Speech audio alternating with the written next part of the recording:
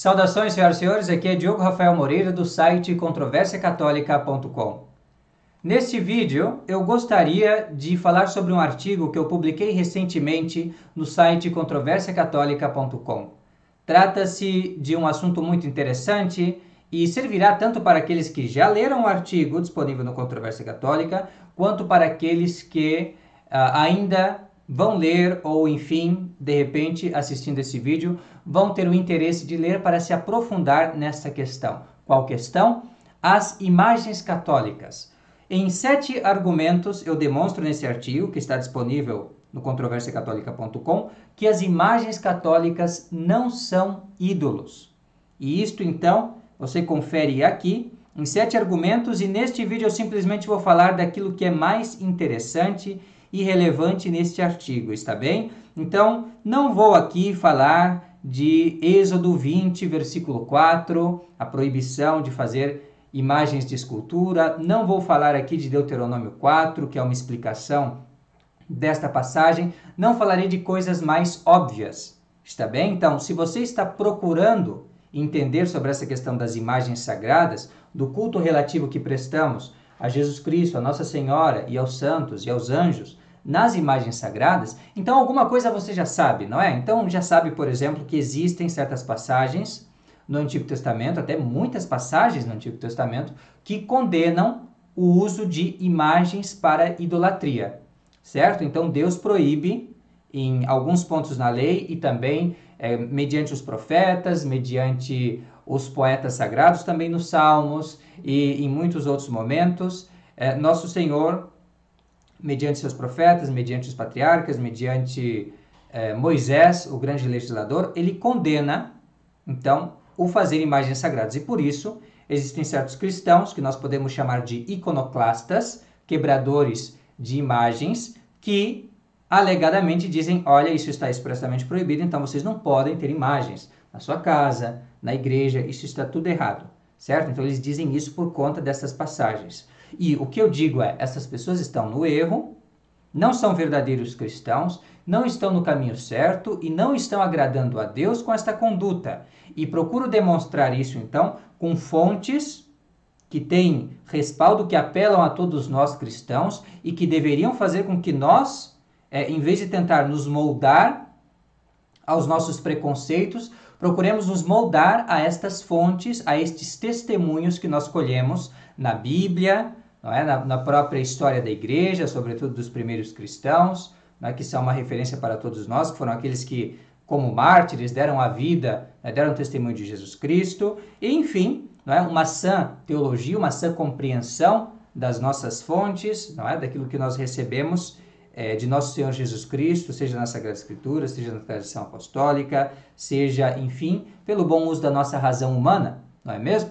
Então, vamos procurar entender bem essa questão da forma mais apropriada possível, está certo? Então, a primeira coisa que eu gostaria de dizer é que o nosso estudo, ele traz, em primeiro lugar, antes de partir para qualquer argumento completo sobre essa matéria, uma perspectiva de que nós católicos, ao contrário do que os protestantes às vezes podem pensar, entendemos muito bem essa questão da idolatria, da imagem de escultura, e entendemos mais do que isso, certo? Então nós fomos um pouco além, aprofundamos a questão. Esta controvérsia das imagens é uma controvérsia que surgiu no século VIII, e isso faz o que? 1.300 anos atrás? Pois é, então é algo antigo, é algo que houve uma discussão entre pessoas muito familiarizadas com a Bíblia, muito familiarizadas com o modo como funcionam as coisas na igreja, está bem? Então houve toda uma disputa, houve uma perseguição, houve um grande conflito de grandes mentes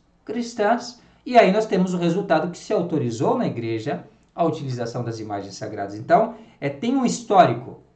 Nós não devemos começar, imagine você querer começar uma coisa por si mesmo, sendo que já teve um histórico de pessoas até maiores do que nós. Então, é uma questão de humildade procurar estas fontes e procurar compreender esta situação, certo? Então, o católico, ele tem esse patrimônio, né, de 2.000 anos de história, e ele leva isso em consideração quando toma suas atitudes.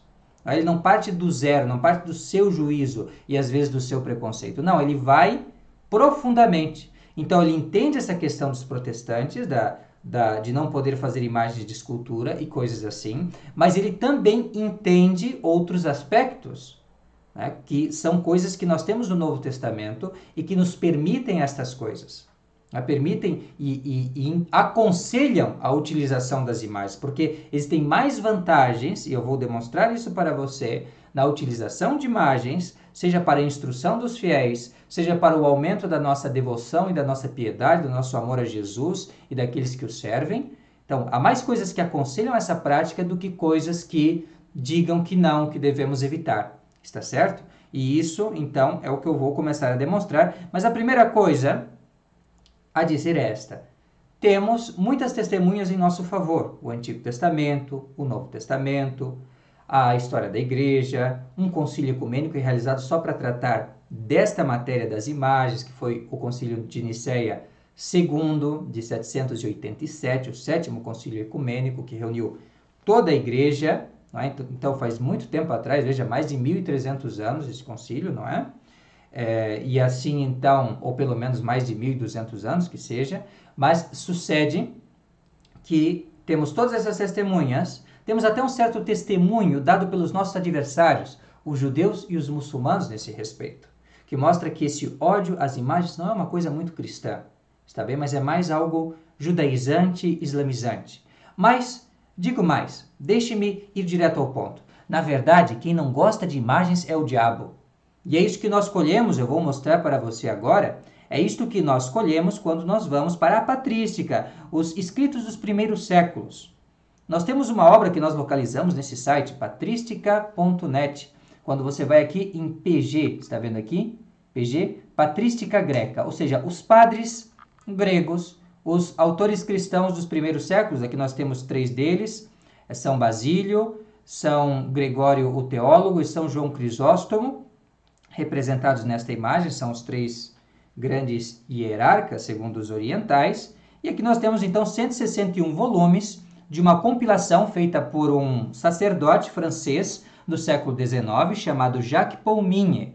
Ele fez então esta compilação de todos os escritos que tinham sido publicados até aquela data dos padres antigos gregos dos primeiros séculos. Então ele conseguiu reunir isso em vários volumes, e isto chega ao número, como podemos ver aqui, de 161.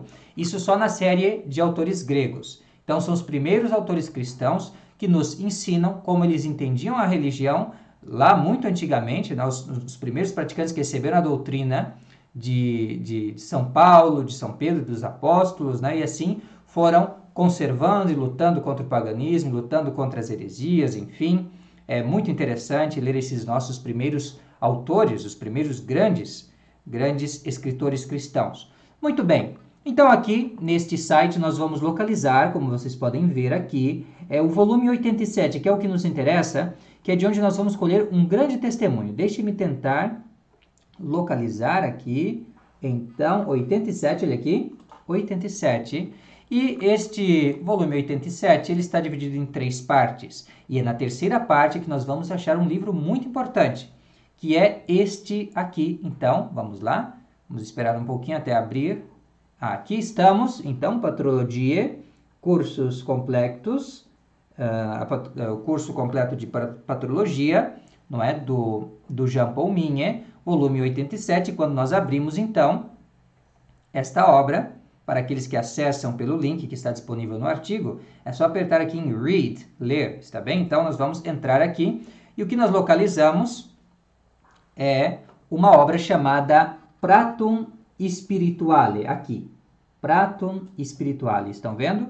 Então, Pratum Spirituale, traduzindo para o português, o Prado Espiritual, escrito por um autor eclesiástico chamado Ioannis Moschos, que nós podemos chamar aqui, para a simplificação, de João Mosco ou João Mosco, bem, depende da acentuação que você dá, mas a questão é que este autor, então, João Mosco, nesse seu livro, lá no capítulo 45, ele vai contar a história de um monge solitário que vivia em nenhum lugar menos que o Monte das Oliveiras. Isto mesmo, lá onde esteve Nosso Senhor, onde foi a sua agonia, não é mesmo? Então, no Monte das Oliveiras, e lá ele vivia justamente uma vida de penitência, uma vida de combate espiritual, uma vida de oração profunda.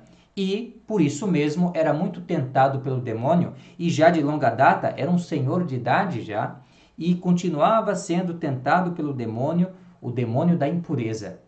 E o tentava, diz João Bosco, deixe-me observar, este escrito é escrito antes de 620, né? Que o livro Prato Espiritual foi publicado lá entre 610 e 620, e ele narra a vida de várias pessoas insígnes pela sua santidade, insígnes por serem ascetas, por irem ao deserto, abandonarem tudo por Jesus Cristo, não é mesmo? Estes homens importantes que João Bosco conheceu pessoalmente ou que ouviu dizer por outras testemunhas oculares. Então ele, quando esteve em Roma, escreveu esse livro de suas memórias destas pessoas, destas viagens. Então esta obra de João Bosco, dos anos entre 610 e 620, narra acontecimentos anteriores. Então, coisa que aconteceu há mais de 1400 anos atrás. Pensa, não é? E essa história, então, contou a ele um senhor chamado Teodoro de Hélia, que teve uma parte nessa história também, como nós vamos ver.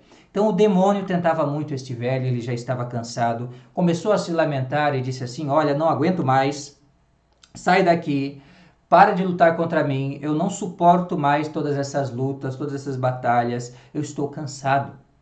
E aí o demônio viu nisso uma grande oportunidade para poder então realmente seduzi-lo, né, e vencê-lo, enfim.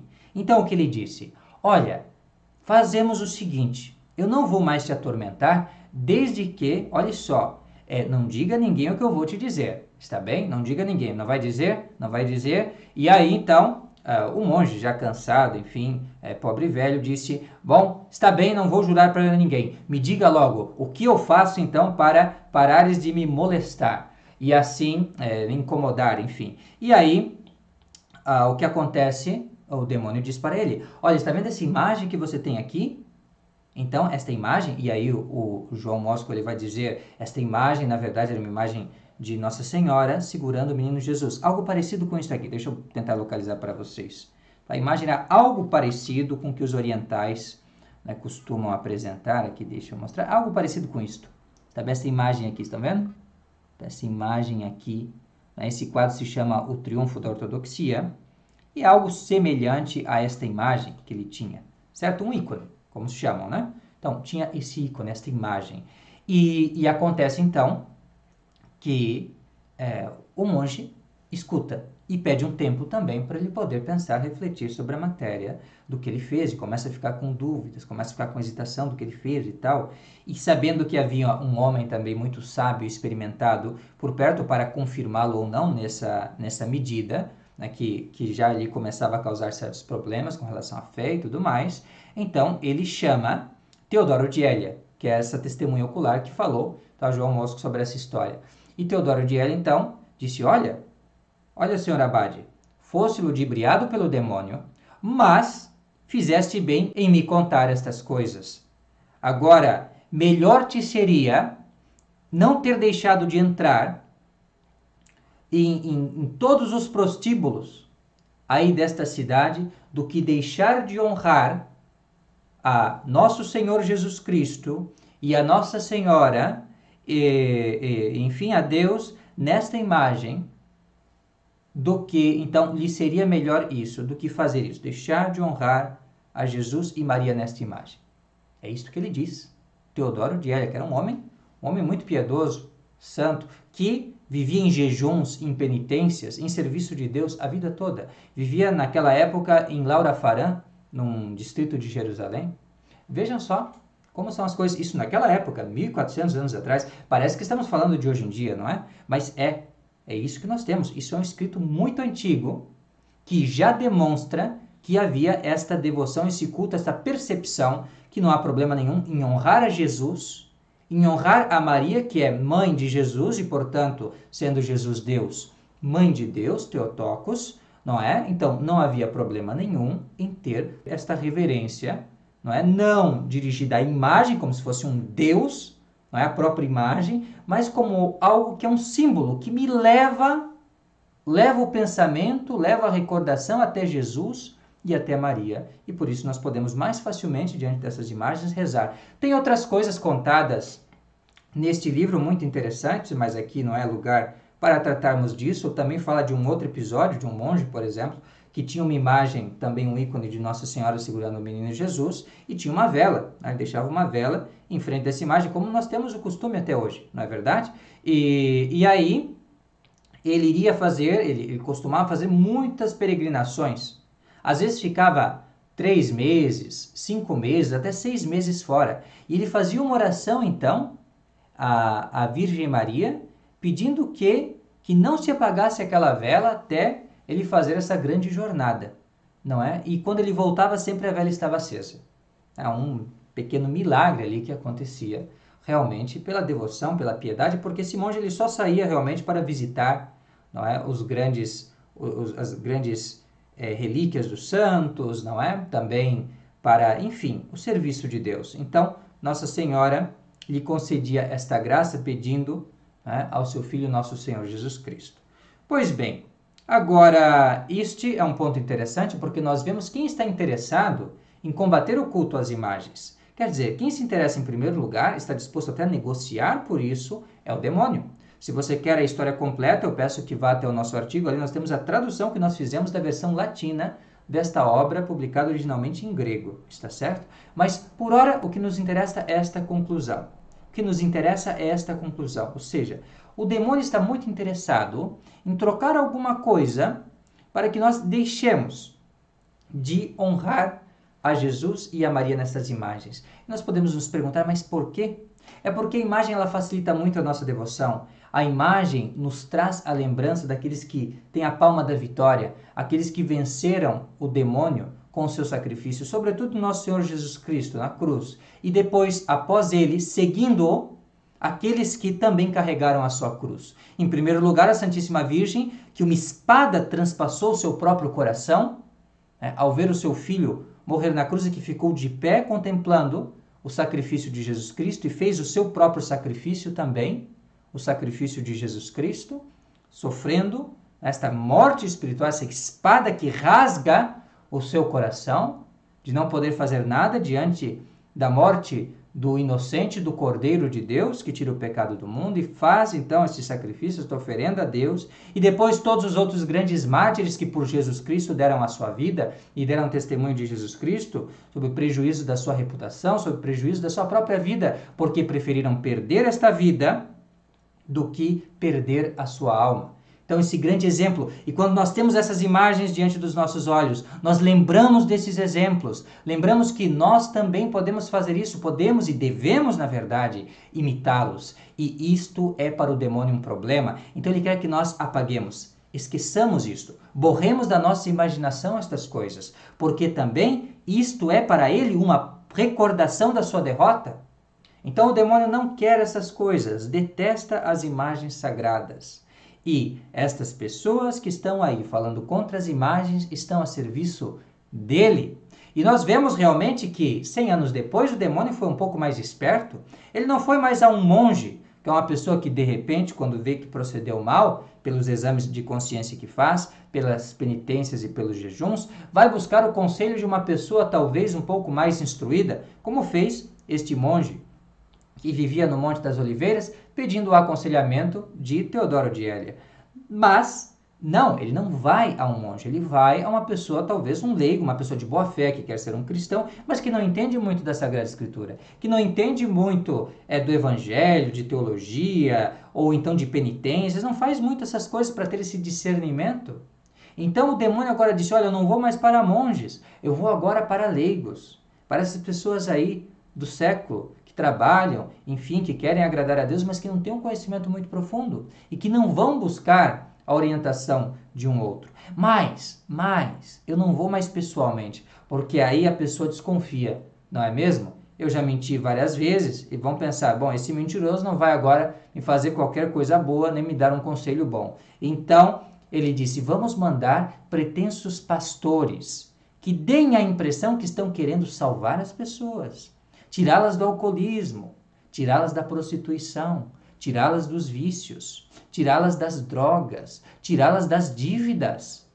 E dizem assim, olha, se você quer sair desta situação triste em que você está, largue os ídolos, tire esta imagem da sua casa.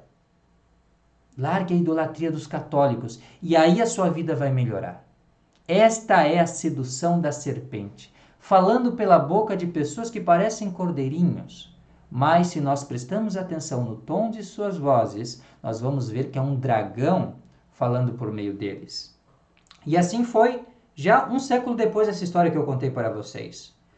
O demônio, por meio de alguns ministros, algumas pessoas que ele convidou para fazer esse serviço por ele, ele vai e persuade ninguém menos que um imperador bizantino, um grande imperador, que estava sob o controle de uma boa parte do Oriente, onde antigamente era todo o grande e vasto Império Romano.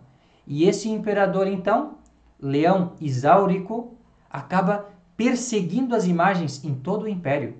E foi a maior confusão, e aí se teve que fazer um concílio, foi toda uma história. Ele inclusive chegou a pedir a destruição de uma imagem de Jesus que tinha nas portas de Constantinopla, uma grande imagem de Jesus que era venerada pelos fiéis, e ele disse: isso é um ídolo, vamos quebrar tudo. É como o equivalente a quebrar o Cristo Redentor. Pense a ousadia deste imperador e também a sua grande ignorância, e ele fez isso. E aí, o que nós temos, meus caros? Houve toda uma confusão, e depois disso, não satisfeito o demônio, vendo que sofreu essa derrota, novamente no século XVI, já uns 500 anos atrás, suscita esses calvinistas que vão queimar, destruir as igrejas, pôr tudo abaixo, fazendo esse serviço, dizendo que agora vocês vão viver de uma maneira mais correta, vamos fazer uma reforma aqui em vocês. E aqui no Brasil a mesma coisa, o demônio está usando a mesma estratégia hoje, ou seja, ele diz: olha, eu vou tirar o seu marido do alcoolismo, ele não vai mais te trair, mas você tem que abandonar os ídolos.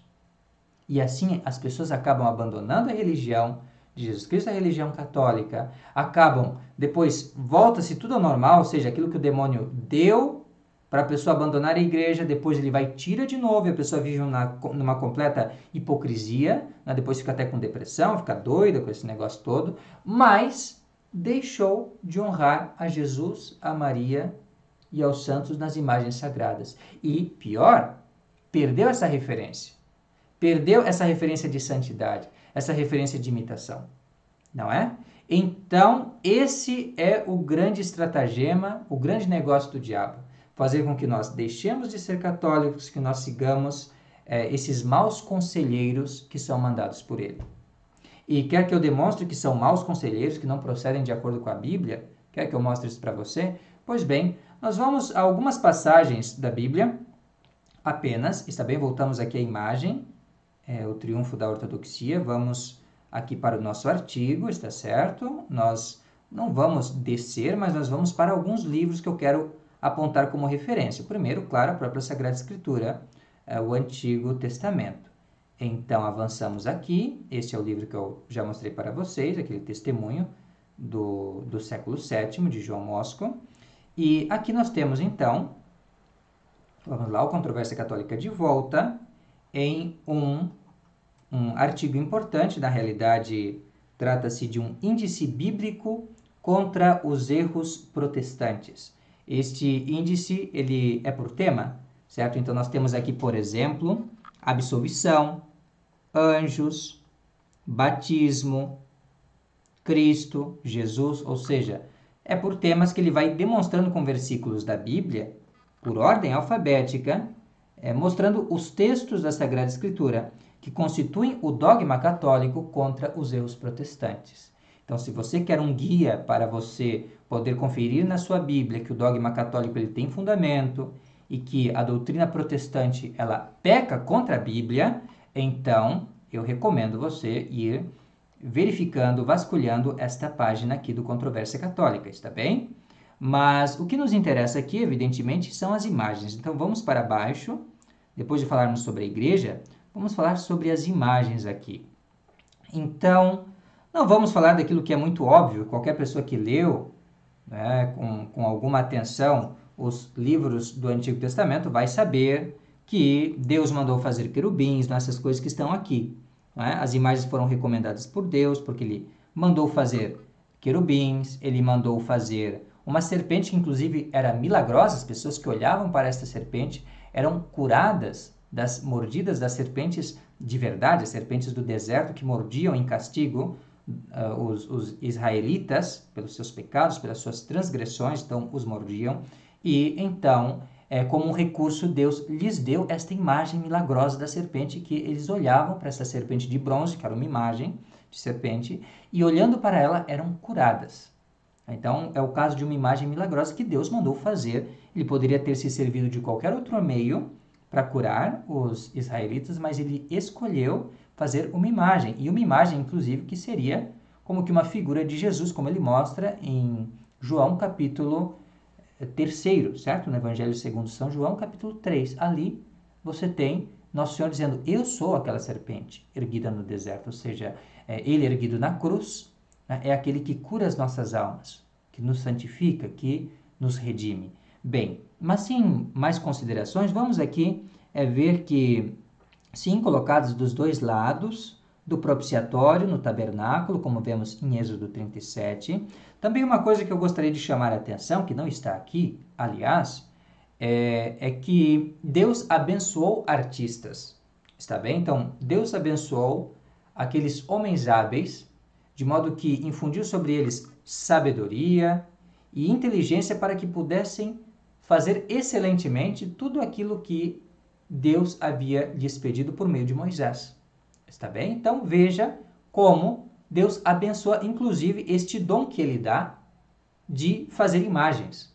Então essas pessoas ali no capítulo 37 mesmo do Êxodo, que foram realmente adornadas com esse dom de fazer as coisas, inclusive fazer imagens, escultura, vão e fazem os querubins. Então, isto é algo abençoado por Deus, é o que nós aprendemos na Bíblia. Este dom de fazer imagens, de fazer escultura, as artes em geral, são um dom de Deus. E Deus abençoa para que a pessoa faça bem tudo aquilo que ele manda. Certo? E ele mandou, inclusive, fazer uma estátua, aliás, 2, de querubins, de ouro fundido, bem, e a própria serpente de bronze, como nós vimos. Mas o interessante realmente é que não só nos livros do Pentateuco, se nós formos também em outros lugares, nós vamos ver que no Templo de Salomão nós temos imagens. Imagens de bois, imagens de leões e querubins. E isso por um mandato divino, porque Deus que inspirou em Salomão toda esta visão e compreensão de como deveria ser o modelo do templo. Correto. Mas o que nos interessa mesmo, e a parte principal é esta aqui. A veneração relativa às imagens de Jesus Cristo e dos santos, autorizada. Isto aqui, todo protestante deveria deter-se aqui, considerar com atenção isto aqui. Porque o que está na Bíblia, nessas matérias, nos permite, mostra que é lícito o culto relativo às imagens. Ou seja, um culto que é a Jesus, a Maria, aos santos, por meio das imagens. Então, eu me sirvo da imagem, mas o meu culto não termina na imagem, mas naquilo que a imagem representa. Então, isto é algo que tem respaldo bíblico, que aconteceu na Bíblia. Então, o que nós podemos dizer para essas pessoas que querem seguir a Bíblia é, bem, nós sabemos, sim, nós conhecemos a Bíblia, certo? A Bíblia, nós temos aqui uma Bíblia de 17 volumes, uma edição muito mais rica e completa que qualquer edição protestante. Nós temos aqui a nossa Bíblia Católica Comentada, você pode ir em controversiacatólica.com e clicar nesse link aqui, Bíblia Católica Comentada, nós vamos para o mesmo lugar. Olha aqui, estamos aqui no mesmo lugar, certo? Onde nós temos a Bíblia do Padre Figueiredo, que inclusive foi usada durante muito tempo pelos próprios protestantes, porque a edição Ferreira de Almeida ela era muito ruinzinha, né? E ainda hoje é um problema, mas naquela época, pense assim, século XIX era horrível. E assim eles tentaram durante o século XX melhorar ela, e aí nós temos as edições de hoje em dia, mas enquanto isso não acontecia, nós tínhamos a versão católica, clássica, bela, gramaticalmente correta, do Padre Figueiredo. Então, era um português bem menos castigado e bem mais interessante para as pessoas escutarem, bem mais solene, bem mais bonito. Então, usaram os protestantes mesmo estas edições da Bíblia do Padre Figueiredo, embora esta aqui, claro, ela tem comentários católicos muito profundos, muito belos, que eu recomendo a vocês, que certamente não constariam nessas versões feitas pelos protestantes. E nós temos aqui então a Bíblia em 17 volumes, veja que interessante. Tem estudos bíblicos também, tem dicionários, tem uma história dos papas também, muito interessante aqui no final, certo?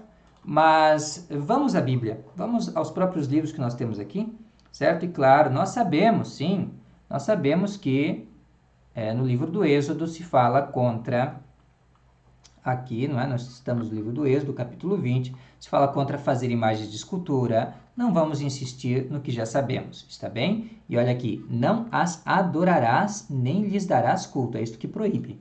Proíbe adorar e dar culto à imagem em si, como se fosse um Deus. Isto é importante notar. Mas não vamos insistir muito nisto, porque os nossos argumentos, eles já são capazes de completamente refutar as acusações de que nós somos idólatras. Bem, nós temos também aqui o livro do Deuteronômio, capítulo 4, está bem? Do versículo 15, nós podemos prosseguir aqui até o versículo 19, onde ele vai explicar justamente que a proibição de fazer imagens era para evitar que caíssem em idolatria, certo? Porque era um risco de eles, olhando para a imagem, adorarem a própria imagem como se fosse Deus. E o interessante nisso aqui, sobretudo, é que ele fala o seguinte, ele diz assim, guardai, portanto, cuidadosamente as vossas almas. Vós não vistes figura alguma no dia que o Senhor vos falou em Horebe, no meio do fogo. Isto aqui é fundamental. Preste atenção. Vós não vistes figura alguma no dia que o Senhor vos falou em Horebe, no meio do fogo. Está certo? Então, isto aqui é uma grande diferença com o que nós temos no Novo Testamento, quando Deus se manifestou em figura. Assumiu a nossa natureza humana e agora pode ser visto. Mas isto é um ponto que nós vamos insistir um pouco depois, está certo? Por agora, o que nos interessa, sobretudo, é falar sobre uma passagem de Hebreus que remete a uma cena do Antigo Testamento, está certo? Então, é o Antigo Testamento mesmo que está nos ensinando já o culto relativo às imagens, certo? E nós podemos entender aqui culto relativo até de duas maneiras, tá? Nós podemos entender o culto relativo às imagens, que geralmente é um problema para os iconoclastas, e também como culto relativo a Deus por meio dos santos, que é uma outra espécie também de culto legítimo existente no Antigo Testamento, correto? Então, vamos primeiro para a questão das imagens, certo? Então, o que nós temos aqui é no capítulo 11, se não me engano, deixe-me conferir, isto, capítulo 11 da Epístola de São Paulo aos Hebreus, versículo 21, o que nós temos aqui é fundamental. Pela fé é que Jacó, estando para morrer, abençoou a cada um dos filhos de José, inclinou-se profundamente perante o fastígio do seu cetro. Isso parece uma passagem sem relevância para os nossos propósitos. Ele simplesmente descreve que Jacó, antes de morrer, se inclinou profundamente diante do cetro de José. Mas, se você é um bom entendedor, o simples narrar este episódio vai fazer com que você entenda alguma coisa já. Ou seja, ele se inclinou perante um símbolo do poder de José e, de uma certa maneira, do poder de nosso Senhor Jesus Cristo também, porque José, no Antigo Testamento, é uma figura de Jesus Cristo, não é verdade? Então, nós temos também uma referência ao Messias, mas está ali se prostrando diante de um objeto. Que escândalo! Idólatra! Não é? Podia dizer algum protestante. Mas não tem nenhum problema. Nenhum problema. Ele fez isso pela fé e digo mais, ele se referiu àquele símbolo, mas estava realmente querendo se inclinar, mostrar a sua reverência para com José. Então, isto o Antigo Testamento está nos ensinando. E não é algo diferente daquilo que nós aprendemos quando nós vemos, por exemplo, Abraão, Ló, Josué, se inclinando profundamente diante das imagens físicas, corpóreas, dos anjos que lhes apareciam. Aqueles anjos, eles não tinham corpo, anjos são puro espírito, não é verdade?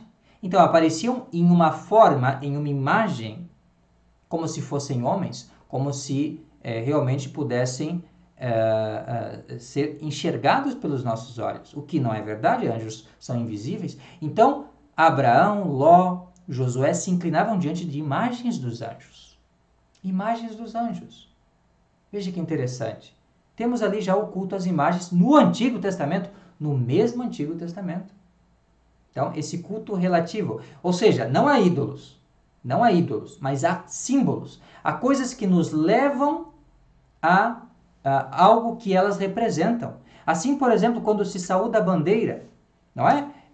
Isto não seria um ato de idolatria. Isto é um ato de civismo, todos nós sabemos. Saudar a bandeira significa simplesmente uma reverência para com a nossa pátria, para com o nosso país, que nós devemos alguma coisa ao nosso país, não é mesmo? Nascemos aqui, fomos criados aqui, o nosso trabalho aqui, bem, os nossos amigos, tudo mais, tem um governo que, bem ou mal, é melhor do que uma anarquia, que uma confusão, que uma bagunça total, nós temos vários serviços e coisas assim. Então, ora bem, né, qual o problema de um gesto de reverência? Mas está ali uma bandeira, ela não é o país, mas ela representa o país.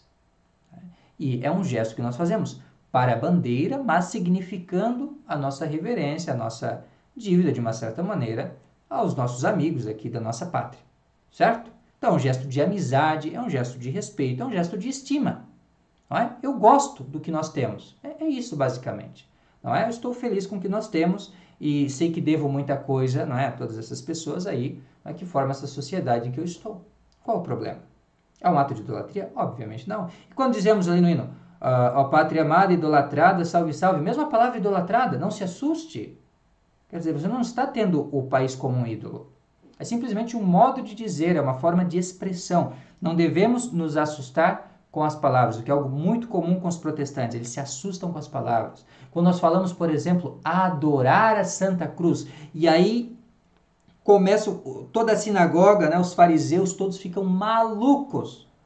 Dizer, como assim adorar a cruz? Um pedaço de madeira, como vocês fazem isso? O que é adorar em latim? Eu pergunto, sabe latim? Ele vai lá no dicionário, Aurélio, né? Ou vai lá e então adorar é isso, venerar é isso e tal. Mas o que é adorar etimologicamente? Adorar é ad, que quer dizer para, não é? E mais plus os ores, né? Os boca. Isto. Sabe isto? Beijar? Então, isto é adorar etimologicamente. Quando eu falo adorar a Santa Cruz, na liturgia antiga, como a Igreja Católica tem milênios de liturgia, então, evidentemente, as palavras elas vão mudando o seu sentido, mas ela continua empregando essas palavras. Então, adorar é simplesmente beijar. Porque o que se faz no dia da adoração da Santa Cruz? Beija-se a cruz. Beija-se a cruz porque é um símbolo que remete ao sacrifício de nosso Senhor Jesus na cruz por nós. Simplesmente isso. Simplesmente a cruz, o crucifixo, nos faz remeter a Jesus Cristo e ao seu sacrifício. E enche-nos então de devoção, de fervor, porque por esta Santa Cruz ele remiu o mundo. Esse símbolo de ignomínia, como diz São Paulo, se tornou então o sinal da nossa salvação e da nossa força em Jesus Cristo, em Deus nosso Senhor. Então, por isso, beijamos a cruz de nosso Senhor Jesus Cristo, que simplesmente representa o Calvário, representa o próprio Jesus Cristo. Este sangue, né? Este sangue que santificou a cruz também, nosso Senhor Jesus Cristo. Aí tudo que toca o sangue de Jesus, então é santificado, não é verdade? Então, é simplesmente isso, é um ato de devoção a Jesus Cristo por meio da cruz. Olhamos o crucifixo e isso nos leva a pensar, a lembrar desse grande mistério da nossa salvação, que custou o sangue de um inocente, nosso Senhor Jesus Cristo, o grande inocente. É um sangue de um Deus, na verdade. Não é verdade? Então, são essas coisas que devem considerar, ou seja, não se assustar com as palavras. Assim também tem aquela festa da invenção da Santa Cruz. E aí a pessoa olha, ué, inventaram a cruz? Claro que não. Invenção, invencio, quer dizer descobrir. Então, a Santa Cruz ela ficou perdida durante muito tempo e foi descoberta, ou melhor, redescoberta, por Santa Helena. Tem toda a história de como foi descoberta e tudo mais. É uma grande relíquia a cruz, porque Nosso Senhor esteve naquela cruz. na Santa Cruz. E ali, então, ela foi descoberta, fez-se uma festa litúrgica para comemorar perpetuamente esse acontecimento grandioso. Então, existe uma festa da invenção, ou seja, a descoberta, a redescoberta da Santa Cruz. E invenção quer dizer simplesmente isso, descobrir. Né? Simplesmente isto. Né? Então, é uma questão de etimologia, de entendimento, de paciência, de estudo, de buscar a compreensão das coisas. E voltamos aqui, então, ao Antigo Testamento, certo? Estou falando bastante, talvez nós vamos ter que fazer um outro vídeo sobre esse tema, porque esse aqui já está bastante cheio de informações. Então, para que melhor seja digerido, vamos ver talvez de continuar em uma outra conferência. Mas sucede que, preste atenção, nós temos também o exemplo no Antigo Testamento da Arca da Aliança. A Arca da Aliança, ela não era Deus, mas era uma imagem que remetia a Deus e remetia à aliança que Deus fez com o povo. Muito parecido com o simbolismo da cruz, muito parecido, digo mais, até com Nossa Senhora, porque Nossa Senhora, se você presta atenção, o modo como ela é saudada por Santa Isabel é muito parecido como é saudada a Arca da Aliança por Davi. É muito parecido. Até mesmo o modo como exulta no ventre de Isabel, Santa Isabel, São João Batista, é algo parecido com a dança que Davi faz perante a arca. Então é como que, assim como a arca ela portava os grandes sinais da aliança, os sinais da redenção, todas figuras de Jesus Cristo, todos esses sinais, o maná, tudo aquilo lá era figura de Jesus Cristo. Então como que a arca ela continha em figura a Jesus Cristo, ao Senhor nosso Salvador. Então, Nossa Senhora continha a Jesus Cristo de fato. Aquilo que era representado na Arca da Aliança, agora, de fato, ela portava. E assim nós temos a dança, por assim dizer, de São João Batista, e nós temos a saudação de Isabel, que é muito parecida com aquela, né, de onde me vem a honra de estar em minha casa a mãe do meu Senhor, Nossa Senhora, Mãe de Deus, e que é algo parecido com o que nós temos, efetivamente, no Antigo Testamento, quando Davi fala algo muito próximo disso. Está certo? Então, esses paralelos existem, mas a Arca da Aliança, veja, ela não era Deus, era uma imagem de Deus. É algo que como que portava em figura a Deus, o Messias, mas era como adorada por Davi. Ele mesmo fala isso no Salmo, composto por ele mesmo. É isso que nós vamos ver aqui, correto? Então, vamos avançar aqui. Nós temos...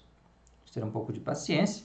Aqui, então, nós temos Davi no Salmo 98 da Bíblia Católica, porque existe uma diferença de numeração entre católicos e os protestantes, que seguem a numeração hebraica, judaica. Nós seguimos a numeração da Septuaginta. Mas bem, no Salmo 98 da Bíblia Católica comentada, que segue a Vulgata, nós temos no versículo 5 o seguinte: Exaltai ao Senhor nosso Deus e adorai o escabelo de seus pés, porque ele é santo. Preste atenção, adorai o escabelo de seus pés. Note que não é o próprio Senhor. Quando ele fala escabelo, é o apoio dos pés. Então, os pés é do Senhor, correto? Então, o escabelo é uma outra coisa que nós temos que adorar.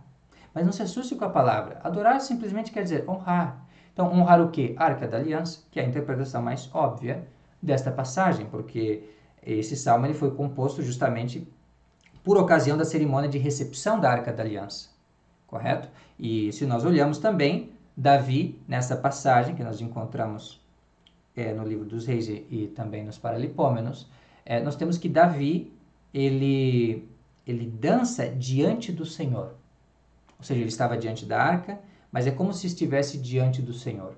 Então, toda essa noção de simbolismo, de uma imagem, um objeto que me leva até Deus, é algo que nós já temos no Antigo Testamento. Compreende? Então, assim, é um absurdo completo, total, um desacato à Bíblia, à Sagrada Escritura, a pessoa ser contra imagens. Imagens não como ídolos pagãos, como imagem de Ra, como imagem de Eros, como imagem de Júpiter, que é adorada ela mesma, como se fosse um Deus. Isso evidentemente é errado e é falso, e santos da igreja quebraram imagens de Apolo, como é o caso de São Bento. Posso mostrar para vocês aqui, nós temos até condições de mostrar graficamente uma representação disso. Deixe-me ir até aqui. Isso aqui mexer um pouquinho. Vamos lá, aqui. Nós vamos procurar localizar aqui quando nós vemos um artigo na Wikipedia sobre iconoclasmo. Então, se nós voltamos aqui, olha só, nós temos aqui os beneditinos, correto? Quebrando uma estátua de Apolo. Está bem? Isto é uma representação deste acontecimento. Isto porque os monges, eles não permitiam de maneira alguma que se honrasse uma imagem em si mesma como se fosse um deus, ou que se refira a um deus pagão, um deus estranho, no lugar de Deus único, verdadeiro, que é o Deus do Antigo e do Novo Testamento. Isso não se permitia de jeito nenhum, e os monges destruíam.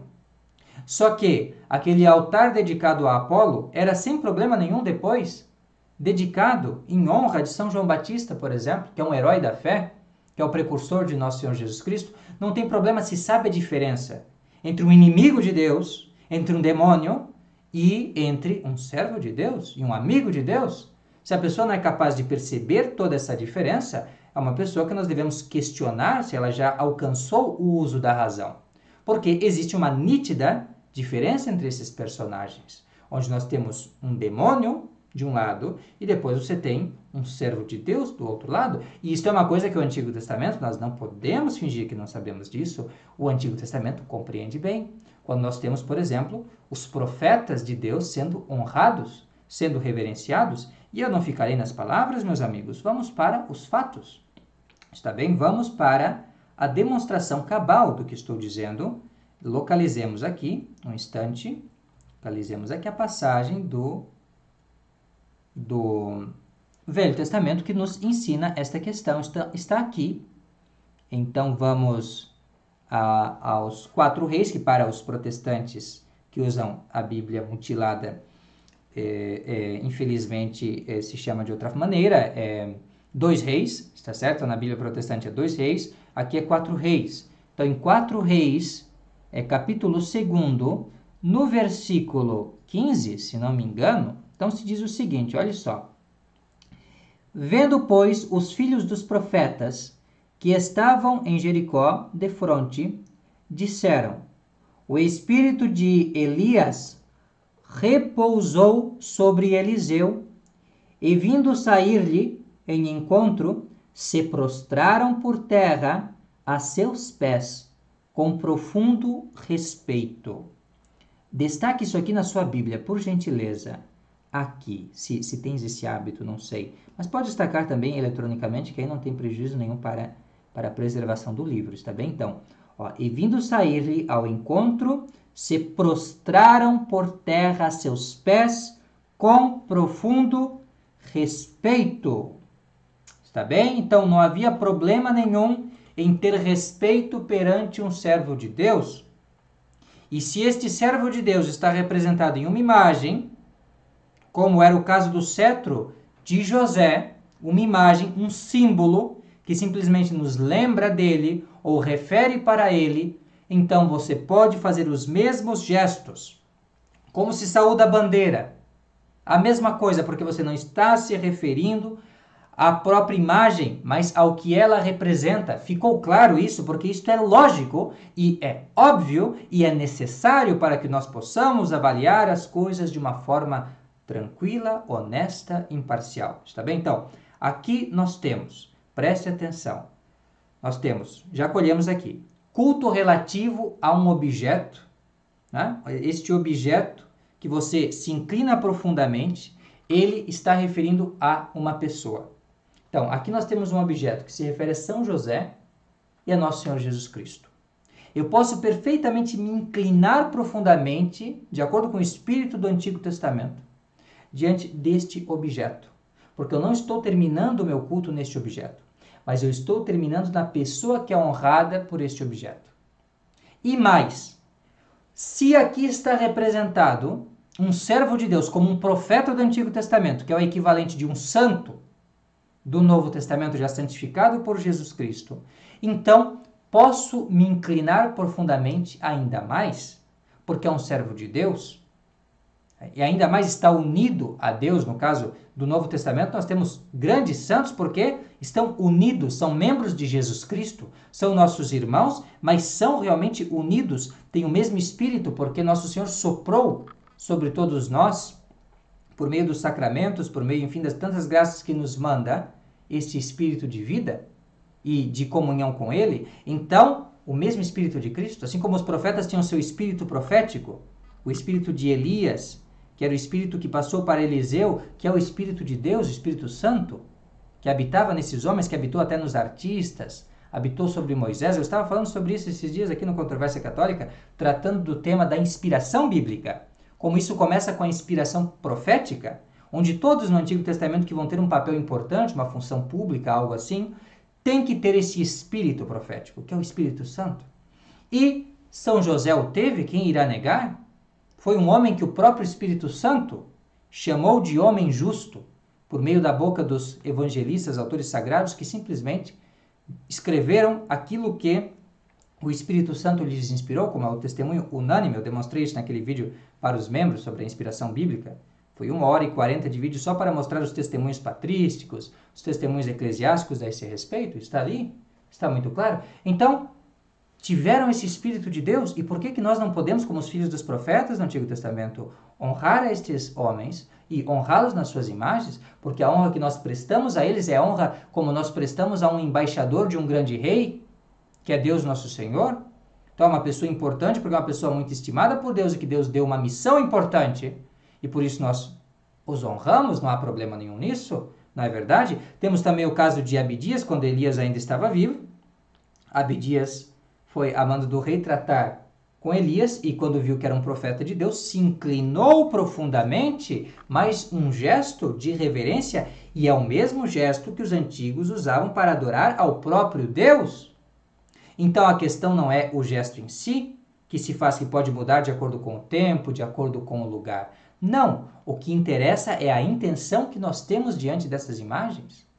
Se nós temos uma intenção de adorar um profeta como se fosse o mesmo Deus, que é um absurdo, se nós temos essa intenção bárbara, se nós temos essa intenção pagã, estamos condenados. Quando aconteceu, por exemplo, de São João por acidente, pensar que estava diante de Jesus, quando era um anjo, porque a glória do anjo é muito grande, pensou que estava diante de Jesus e o adorou como se fosse Deus, e o anjo já disse: não, eu não sou. Não, eu sou também como tu, sou uma criatura de Deus. Então isso não pode, de jeito nenhum, e a igreja jamais permitiu uma coisa dessa. Mas não há problema nenhum de se ter a pessoa na conta de um servo de Deus e honrá-lo assim, como se honraram os profetas no Antigo Testamento, como se honraram os anjos no Antigo Testamento. De maneira nenhuma o culto católico excede a este culto que era dado já na Antiga Aliança. Por isso nós temos então esse grande testemunho da Bíblia, e os protestantes devem levar isso em conta. Devem estudar, devem se aprofundar. Não devem se deixar espantar pelas palavras, mas buscar realmente entender o sentido das coisas. Está certo? Então é isso que eu gostaria de começar aí a mostrar com esse primeiro vídeo sobre essa questão das imagens. Eu vou gravar, eu penso que imediatamente depois deste, a continuação que deve encerrar a questão. Mas aqui ficamos então com os testemunhos mais populares que nós temos na Bíblia, que nós encontramos aqui. Eu vou localizar para você novamente, para você não deixar de acessar. Está bem que nós temos aqui registrado, aqui o índice, atenção, aqui, índice bíblico contra os erros protestantes. Então estude isso aqui, isso é fundamental. E mais do que isso, nós temos também aqui já mastigadinho para você, aqui nós temos este artigo belo que você já pode ler. Está bem? Eu vou continuar comentando isso no próximo vídeo, sobre a questão das imagens católicas não serem ídolos, com esses 7 argumentos aqui contra os quebradores de imagens ou iconoclastas. Está certo? Então, na realidade, neste nosso vídeo nós cobrimos apenas o primeiro argumento. Está certo? Vou tentar ser um pouco mais sucinto, de repente, no próximo, tentando abarcar todos os demais. Eu acredito que é possível porque eles são bem mais simples que este, que exigiu de nós um estudo mais pormenorizado de certas passagens da Escritura. Está bem? Mas vamos lá, vamos continuar nos aprofundando e crescendo nesta grande ciência, a ciência de Jesus Cristo, Deus nosso Senhor, nosso Rei. Viva Cristo Rei! Muito obrigado pela paciência, por nos ter acompanhado até aqui.